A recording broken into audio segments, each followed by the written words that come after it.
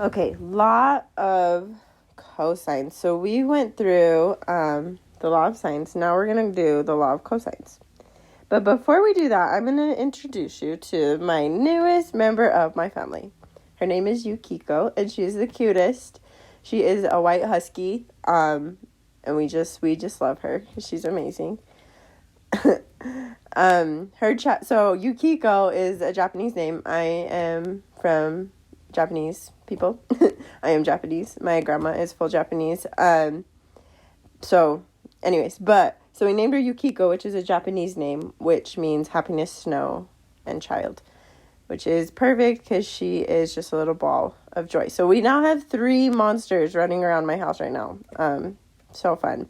Anyways, so law of cosines. So this is another way to solve triangles, because last time we did angle, angle, side, angle, and side, angle.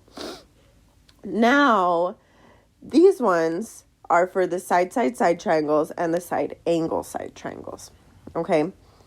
And these are the formulas, and these can be derived from Pythagorean theorem, which I did in a different video that you guys can watch. But here, so this is saying that a squared equals b squared plus c squared minus 2bc cosine of the angle. So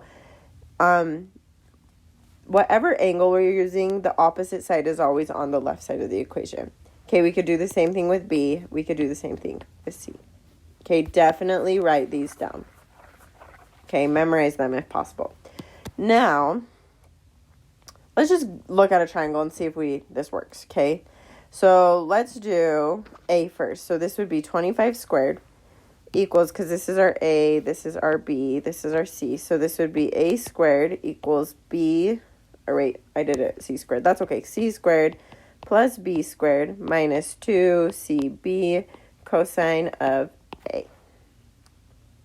Okay, and if this works, both sides of this equation should be pretty much equal to each other.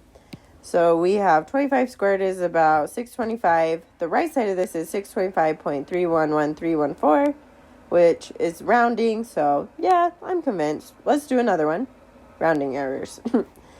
14 squared. So now we're going to do the C part, equals 25 squared plus 26.9 squared minus 2 times 25 times 26.9 times the cosine of 31.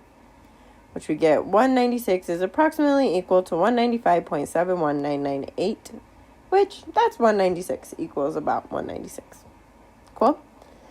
So if I do the 26.9 equals 14 squared plus 25 squared minus 2 times 14 times 25 times cosine of 82. Well, that's about 723.61 equals 723.57. Good enough. Of course it works. Okay. So we can use this on side angle side triangles and side triangles. So let's just go through some examples. Let's find the missing side lengths. So on this one, if we're given 23 and 9 as our side lengths and 71 as our middle. So this is a side angle side triangle. Okay, we have 2 sides and an angle between them. So here, that means the opposite angle, or opposite side is what I'm solving for. So that's going to be x squared equals the first side squared plus the second side squared minus 2 times the first side times the second side times the cosine of the angle between them, which we have these handy dandy calculators that first you need to make sure is in degree mode, but then you can put the entire right side of this just right into your calculator.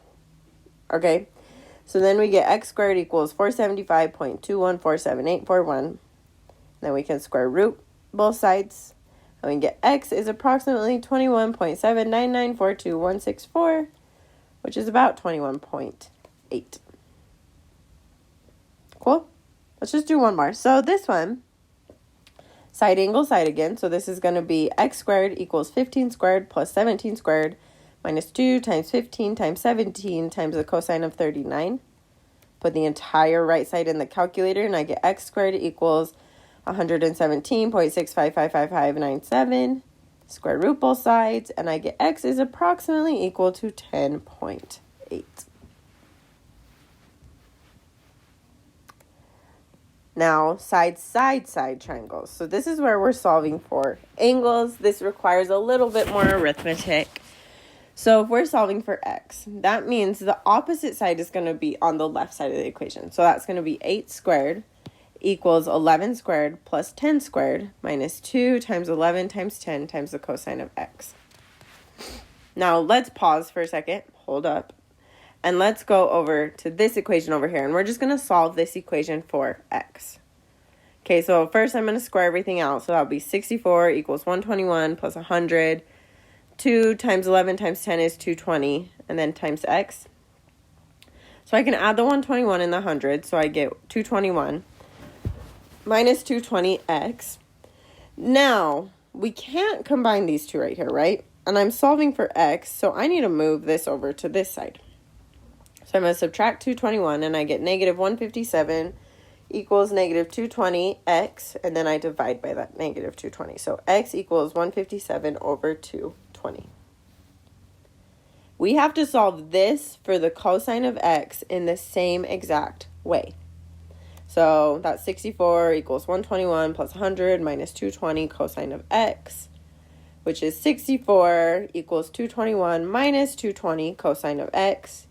Subtract that 221 and I get negative 157 equals negative 220 cosine of x.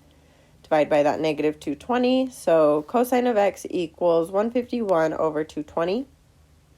But I'm solving for an angle. So anytime we're solving for an angle, we have to use the inverse. So this is going to be cosine inverse of both sides. So x equals cosine inverse of 157 over 220. Which we should get 44.5. Okay, let's do another one. So this one, we are going to have 16 squared equals 13 squared plus 5 squared minus 2 times 13 times 5 times the cosine of x. So that's 256 equals 169 plus 25 minus 130 cosine of x. So that's 256 equals 194 minus 130 cosine of x. Subtract that 194 and I get 62 equals negative 130 cosine of x. Divide by that negative 130. So negative 62 over 130 equals cosine of x. Take the inverse of both sides. So cosine inverse of negative 62 over 130 equals x. So x equals 118.5. Cool. And that is all. Bye, guys.